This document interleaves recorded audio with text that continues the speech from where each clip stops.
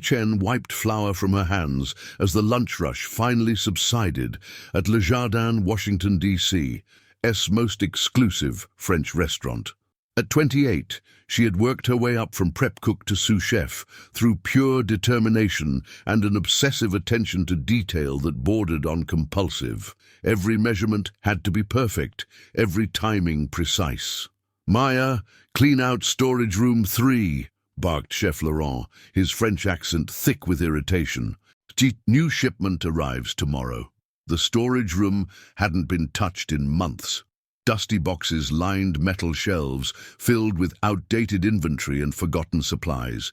Maya methodically sorted through everything, her perfectionist nature making quick work of the chaos. Behind a stack of moldy recipe books, she discovered a leather-bound journal wedged between 2 crates.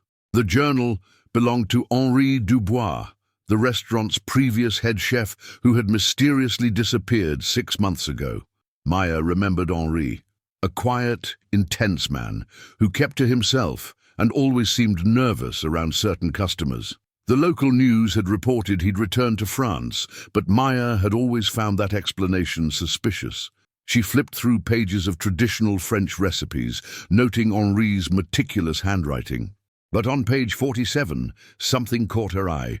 The ingredients for coq au vin were listed in an unusual pattern: chicken, 1 whole, 3 lbs, bacon, 4 strips onions, 2 medium carrots, 3 large mushrooms, 8 Oz wine, 750 ml burgundy thyme, 2 sprigs bay leaves. 3 Maya frowned. The measurement seemed off for a standard recipe. Her mind, trained to spot inconsistencies in cooking, began noticing patterns. The numbers: 1, 4, 2, 3, 8, 750, 2, 3. Something about the sequence nagged at her. Working late that night, Maya spread the journal across her small apartment's kitchen table. She had always been good with puzzles, crosswords, Sudoku, pattern recognition games. Her analytical mind, the same trait that made her an exceptional chef, now focused on Henri's strange notations. She tried various approaches, adding the numbers, looking for mathematical sequences, even checking if they corresponded to letters in the alphabet. Nothing worked. Then she noticed something else. Certain letters in the ingredient names were slightly darker, as if Henri had pressed his pen harder. Highlighting those letters, she got CAROMWTB, still meaningless. But then Maya remembered something from her college cryptography elective, a class she'd taken on a whim. What if the numbers weren't quantities but positions? What if each number indicated which letter to extract from each ingredient name? She tried again. Chicken, position 1, C, bacon, position 4, O, onions, position 2, N, carrots, position 3, R, mushrooms, position 8, S, wine, position 750, too high. Thyme, position 2, H, bay leaves, position 3, Y, Conrish, still nothing. Maya rubbed her tired eyes. Maybe she was seeing patterns that weren't there. Wait, what if 750 wasn't a position but something else? Wine came in 750 ml bottles standard. What if it meant standard or normal? Or what if? Maya flipped through more pages. Every recipe had the same strange numbering system. She spent the next 3 hours working through 5 more recipes, extracting letters using the position method. Slowly, a message emerged. Consulate compromise stop asset. Brennan double agent stop. Exfil route 7 stop. Maya's blood ran cold. Henri hadn't been just a chef. He'd been sending coded messages through recipe modifications. But to whom? And about what? Her hands shaking, she continued decoding. The next recipe revealed coordinates. The one after that listed names she didn't recognize. But the final decoded message made her stomach drop. Maya Chen knows too much. Stop, eliminate, before exposure. Stop. The journal fell from her hands as her apartment's front door exploded inward. 3 figures in black tactical gear swept into her kitchen, weapons drawn. Maya dove behind her counter as bullets shattered her coffee maker. Federal agents! Nobody move. But these weren't federal agents. Real agents would have identified themselves properly, shown badges.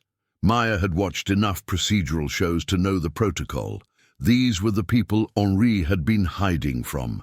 A voice called out in accented English, Russian, maybe Eastern European. Give us the journal and nobody gets hurt. Maya clutched the leather book to her chest. Whatever Henry had discovered, people were willing to kill for it. She had two choices, surrender and hope they'd let her live, or run and pray she could reach help. The sound of approaching footsteps made her decision for her. Maya bolted through her apartment's back door, leading to the fire escape. She heard shouting behind her, then the distinctive pop of silenced weapons. Bullets sparked off the metal stairs as she scrambled upward, heading for the roof. Her phone had no signal, probably jammed. She needed to reach someone, anyone who could help, but who could she trust? The coded messages mentioned compromised assets and double agents. Law enforcement might be infiltrated. As she reached the rooftop, Maya saw a black SUV screeching to a halt on the street below. More men emerged, setting up a perimeter around her building. They had come prepared for this. But Maya had one advantage. She knew these buildings. She'd grown up in this neighborhood, played on these rooftops as a kid. There was a gap between her building and the next, maybe 6 feet across. Dangerous, but possible. She took a running leap, just as the rooftop access door behind her burst open. For a terrifying moment she was airborne, above the 4-story drop. Then her feet hit the adjacent building's roof, and she rolled to absorb the impact. More shouts, more gunfire. They'd have to go around to reach the next building, buying her precious time. Maya ran through the night, Henri's journal pressed against her chest, carrying secrets that powerful people would kill to protect. She had broken their code, and now she was running for her life. Behind her, sirens began to wail, but Maya wasn't sure if they belonged to friends or enemies. Maya spent the night hiding in an all-night laundromat, 6 blocks from her apartment, the coded journal tucked inside her chef's jacket. She'd used back alleys and fire escapes to avoid the main streets, her knowledge of the neighborhood's hidden paths proving invaluable. But she couldn't hide forever. At dawn, she carefully approached an internet cafe, needing to research the names and locations mentioned in Henri's codes. The decoded messages referenced Operation Nightshade and someone called Control. Maya's hands trembled as she typed, constantly glancing at the cafe's windows. Her search yielded disturbing results. Marcus Brennan, the double agent mentioned in Henry's message, was listed as a senior analyst at the State Department. The coordinates she'd decoded pointed to a warehouse in Arlington, Virginia. But most chilling was what she found about Henri himself. François-Henri Dubois hadn't just been a chef. He'd been a former French intelligence officer who'd gone dark 3 years ago. Interesting reading material? Maya spun around to find a woman in her 40s standing behind her. Professional but approachable, wearing a navy blazer and carrying a coffee cup. She had the kind of calm confidence Maya associated with authority figures. I'm sorry, do I know you? Maya's voice cracked with exhaustion and fear. Agent Sarah Collins, Central Intelligence Agency. She discreetly showed a badge. And you're Maya Chen, the chef who accidentally stumbled into one of our most sensitive ongoing operations. Maya's fingers moved toward the delete key, but Collins shook her head. Don't bother. We've been monitoring your activity since you accessed those search terms. Henri Dubois was one of our assets before he went rogue. We've been trying to recover his intelligence for months. Your asset? Then why are people trying to kill me? Collins sat down across from her, lowering her voice. Because Henri didn't just steal classified information when he disappeared. He stole it from a Russian sleeper network that's been operating in D.C. for over a decade. They think you have their complete operational database. Maya pulled Henry's journal from her jacket. That journal contains enough intelligence to expose every Russian operative on the East Coast. Names, locations, methods, everything. Henri was supposed to deliver it to us 6 months ago, but he vanished. We assumed the Russians had eliminated him. So why haven't you just arrested them? Collins smiled grimly. Because we've been using their network to feed them disinformation. If we move too quickly, we lose years of counterintelligence work. But if they recover that journal, they'll know their operation is compromised. Maya was beginning to understand. So I'm stuck in the middle. Not exactly. Collins leaned forward. Last night, in under 4 hours, you broke encryption that our best cryptanalysts have been working on for months. Henri used a modified Visionaire cipher combined with steganographic techniques that should have been nearly impossible to crack without the key. I just noticed patterns. The cooking measurements seemed wrong, so You demonstrated an intuitive understanding of code breaking that would take most people years to develop. That kind of natural ability is incredibly rare. Maya stared at her. Are you recruiting me? I'm offering you a choice. We can put you in witness protection, relocate you somewhere safe, give you a new identity. You'll spend the rest of your life looking over your shoulder, but you'll be alive. Or you help us finish Henri's mission. Use your abilities to decode the rest of his intelligence. Help us identify every asset in their network. In exchange, we eliminate the threat permanently and offer you a position with the agency. Maya laughed, a sound tinged with hysteria. I'm a chef, not a spy. You're a chef with an exceptional analytical mind who just broke a code our experts couldn't crack. Intelligence work isn't all car chases and gunfights. Most of it is pattern recognition, attention to detail, and the ability to see connections others miss. Skills you've already demonstrated. Through the cafe window, Maya spotted a familiar black SUV cruising slowly down the street. Collins followed her gaze and sighed. They're persistent. We need to move. If I say yes, what happens? We go to a secure facility where you can work safely. You help us decode Henri's complete intelligence package. We roll up their network, and everybody wins. And if I say no? Collins stood up, dropping money on the table for her coffee. Oh, then I walk away, and you're on your own against a network of professional killers who consider you a threat to everything they've built. The black SUV had stopped outside. Men in suits were getting out, trying to look casual, but clearly scanning the area. Decide quickly, Collins urged. Maya watched the approaching men, thinking about her destroyed apartment, her shattered life, the fact that she could never return to her normal existence. She was good at solving puzzles, had always been fascinated by codes and patterns. Maybe this was where her talents were meant to lead her.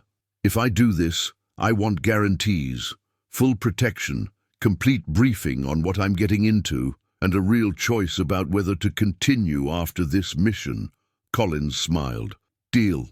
Now there's a service exit through the kitchen. My car is in the alley behind the building. They moved quickly through the cafe's back rooms, Maya's chef training helping her navigate the commercial kitchen without getting in the staff's way. As they reached the alley, Collins spoke into a small microphone hidden in her collar. Package secured. Moving to safe house. Request immediate tactical support at current location. Maya climbed into a nondescript sedan, still clutching Henry's journal. As they pulled away, she saw the men in suits entering the cafe they'd just left. How long have you been watching me? She asked. Since about 2 hours after you first opened that journal.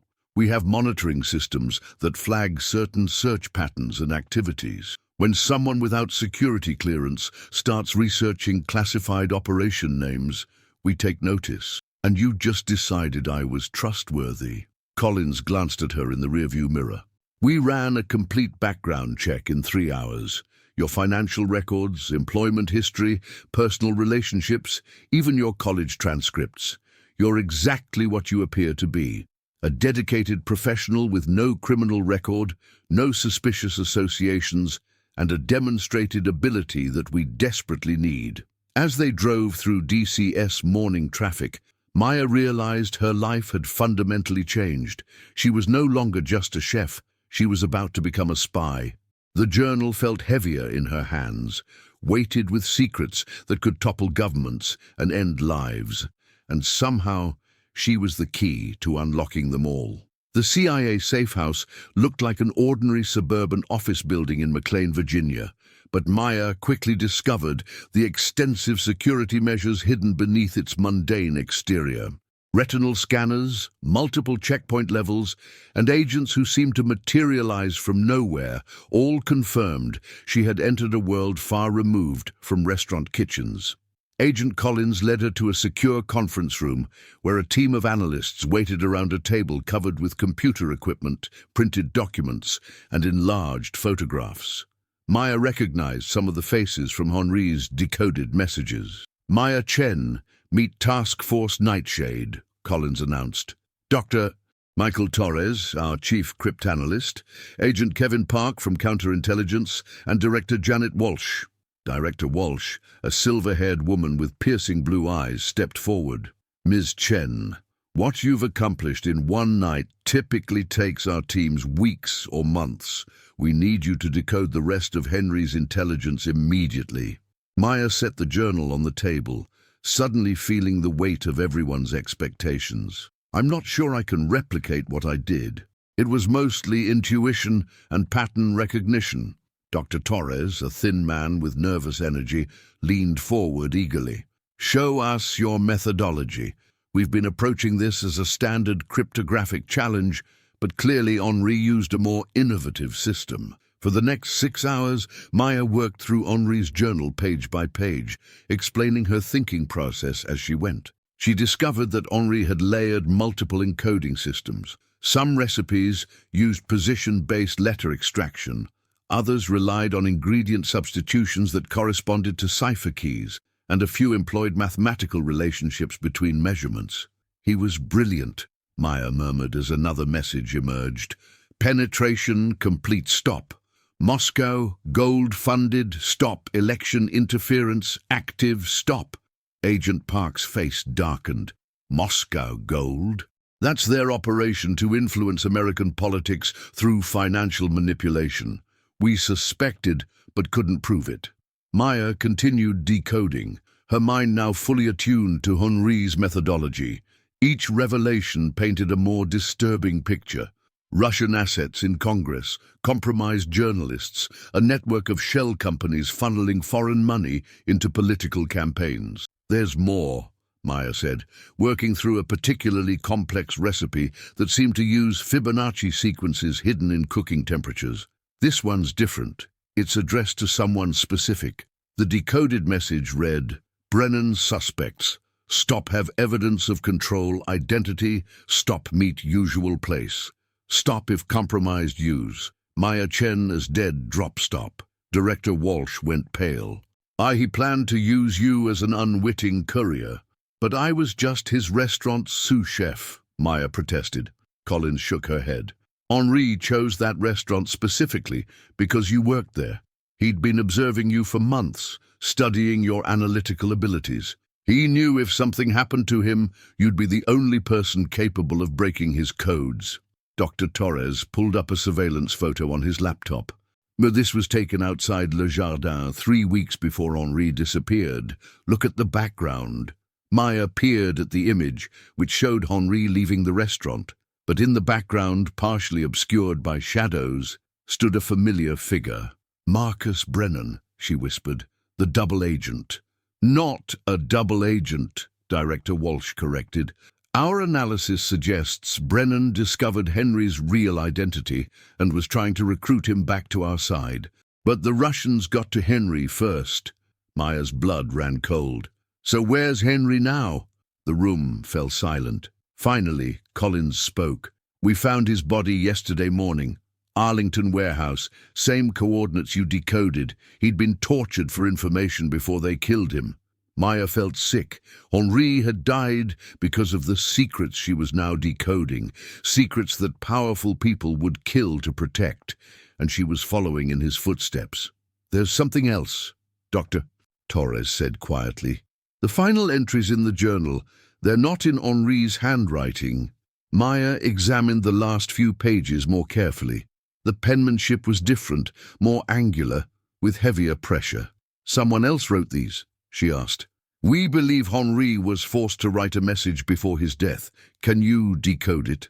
Maya worked through the final recipe, a complex sauce that required precise timing and temperature control. As the message emerged, her hands began to shake. "Maya Chen, location known. Stop, eliminate witness. Stop, control arriving today. Stop, nightshade compromised. Stop." "They're coming here," Maya said, her voice barely a whisper.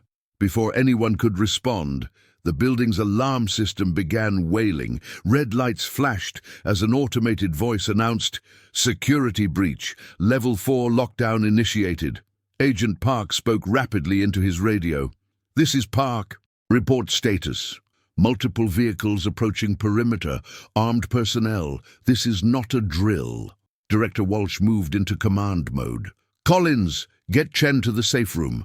Torres, destroy everything we can't evacuate.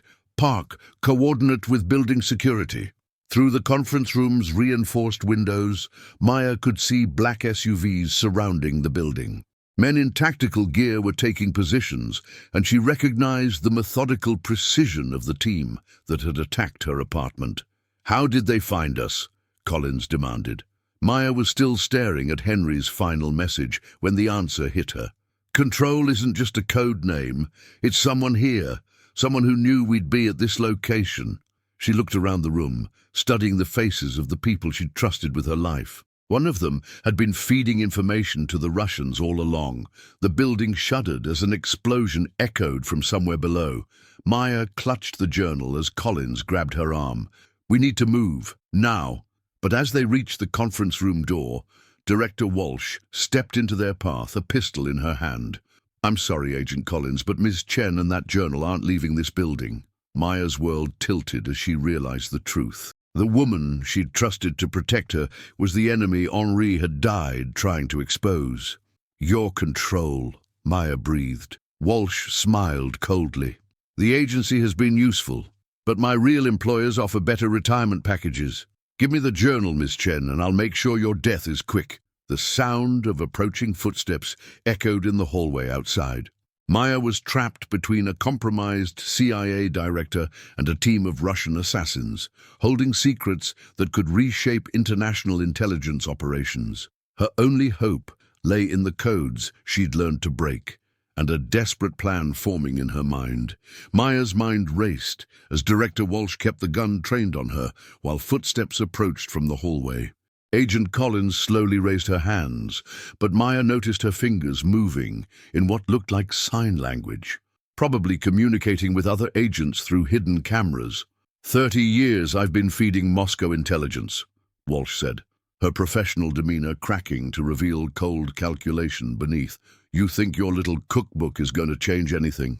"It already has," Maya replied, her voice steadier than she felt.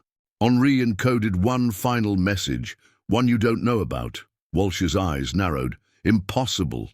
We extracted everything from him before he died."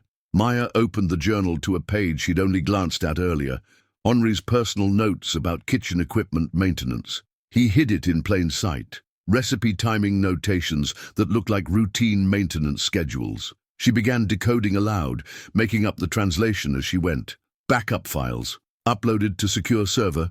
Automatic transmission to FBI counterintelligence. Activated by my biometric death confirmation." "You're lying," Walsh snarled, but uncertainty flickered in her eyes. The door burst open as armed figures in tactical gear flooded the room. Maya dove behind the conference table as gunfire erupted. Collins rolled left, producing a weapon from nowhere and returning fire with professional precision. But Maya realized these weren't all Russian operatives. Some wore CIA tactical gear and were firing at the others. The room had become a three-way battlefield between Russian agents, CIA personnel loyal to Walsh, and legitimate CIA operators responding to the security breach. Maya crawled under the conference table, clutching Henry's journal, as bullets shattered equipment around her. Through the chaos, she heard Collins shouting coordinates and tactical positions, apparently calling in additional support. Director Walsh had taken cover behind an overturned desk, still armed and dangerous. Maya needed to reach the room's secure communication terminal to contact outside help, but it was positioned directly in the line of fire. Then she remembered something Henry had taught her during their brief interactions at the restaurant. In the kitchen, timing is everything. The difference between perfect and disaster is often measured in seconds. Maya studied the room's layout, counting the rhythm of gunfire exchanges. The shooting followed a pattern, brief, intense bursts followed by reload pauses. She had maybe 3 seconds during each lull. During the next pause, Maya sprinted toward the communication terminal. A bullet sparked off the wall beside her head, but she reached the device and began frantically typing emergency codes Collins had shown her earlier. "Federal emergency," she transmitted. "CIA facility compromised. Request immediate FBI and military support. Director Walsh is a Russian asset." Walsh spotted her at the terminal and raised her weapon, but Agent Collins tackled the traitorous director before she could fire. They crashed into equipment cabinets, fighting for control of the gun. The tactical situation was shifting as more legitimate CIA personnel arrived, but Maya realized the Russian team was preparing to retreat, and they'd try to eliminate her before leaving. She was still the primary witness who could identify their entire network. Maya made a desperate decision. She grabbed a laptop from the damaged equipment and began typing rapidly, uploading photos of every decoded page from Henry's journal to multiple secure government servers simultaneously. "It's done!" she shouted over the gunfire. "Everything's uploaded. Killing me won't stop the intelligence from reaching the right people." The announcement had an immediate effect. The Russian operatives began a coordinated withdrawal, apparently deciding the mission was no longer worth the risk. But their retreat route led directly past Maya's position. Collins had subdued Director Walsh, but was pinned down by covering fire from Walsh's supporters. Maya was on her own as 3 armed figures approached her position. The lead operative, a tall man with distinctive facial scarring, spoke in accented English. "You have caused considerable inconvenience, Ms. Chen. My employers insist on personal accountability." Maya backed against the wall, her mind working frantically. She was a chef, not a combatant, but she'd spent years working with sharp tools and understanding precise timing under pressure. The equipment cabinet beside her contained emergency supplies, including fire suppression materials. Maya grabbed a CO2 extinguisher and triggered it directly at the approaching operatives, creating a dense white cloud that obscured vision and made breathing difficult. In the confusion, she rolled behind another overturned table and continued uploading data from Henri's journal. Even if she didn't survive, the intelligence would reach the proper authorities. The sound of helicopter rotors grew louder outside as federal reinforcements arrived. The remaining Russian operatives realized their window was closing and began a final desperate push toward the exits. Maya heard Agent Collins calling her name and saw legitimate CIA tactical teams securing the room. The immediate danger was passing, but she remained hidden until Collins personally confirmed the area was secure. "Maya, it's over! Come out!" She emerged from behind the overturned furniture, Henry's journal still clutched in her hands. The conference room looked like a war zone, with destroyed equipment and multiple casualties, but the good guys had won. Collins approached, bleeding from a head wound but smiling. "Outstanding work. Your uploads triggered automatic protocols that alerted every relevant agency simultaneously. The entire Russian network is being rolled up as we speak. And Director Walsh, in custody and talking. Turns out she's been compromised for over a decade. Your decoding work just saved years of counterintelligence operations." Maya looked around the destroyed room, thinking about how drastically her life had changed in less than 24 hours. "So what happens now?" Collins grinned. "Now you get a choice. We can still arrange witness protection and a quiet life somewhere safe, or..." She paused meaningfully. "Or I can join the CIA officially. You've demonstrated exceptional analytical abilities under extreme pressure. The agency could use someone with your skills." Maya considered the offer. Her old life was destroyed, her apartment riddled with bullets, her restaurant career effectively over. But she'd discovered an aptitude for intelligence work that she never knew she possessed. "What would I do?" "Cryptanalysis, pattern recognition, code breaking, plus field training if you're interested. You'd be amazed how useful cooking skills are for undercover work." Maya smiled, feeling a strange sense of rightness about the direction her life was taking. Henri Dubois had died protecting vital intelligence, but his sacrifice had exposed a massive espionage network and recruited an unlikely new agent. "When do I start?" Collins laughed. Consider yourself already started. Welcome to the CIA, Agent Chen.